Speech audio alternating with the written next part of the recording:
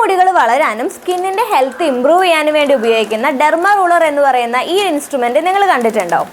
ഇതെങ്ങനെയാണ് വർക്ക് ചെയ്യുന്നതെന്ന് വെച്ചാൽ, ഈ ഡെർമ റോളിൻ്റെ മുകളിൽ ഒരുപാട് മൈക്രോ നീഡിൽസ് ആണ് അടങ്ങിയിട്ടുള്ളത്. അതായത് ചെറിയ ചെറിയ സൂചികൾ പോലെയാണുള്ളത്.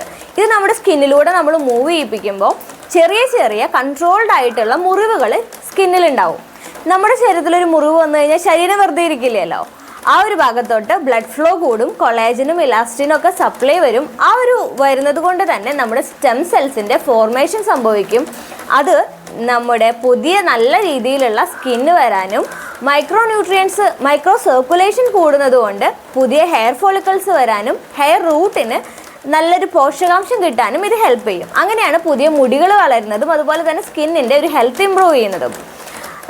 ഈ ഒരു ഡെർമ റൂളർ ഉപയോഗിച്ചതിന് ശേഷം മെഡിസിൻസ് അവിടെ അപ്ലൈ ചെയ്യുകയാണെന്നുണ്ടെങ്കിൽ അതിൻ്റെ അബ്സോർപ്ഷനും കൂടും. ഇതൊരു പുതിയ ടെക്നിക്കൊന്നുമല്ല. ആയുർവേദത്തിൽ വളരെ പണ്ട് തൊട്ട് തന്നെ പറഞ്ഞിട്ടുള്ള പ്രച്ഛാനം എന്ന് പറയുന്ന ഒരു പ്രൊസീജിയറിൻ്റെ മോഡിഫൈഡ് വേർഷനാണിത്.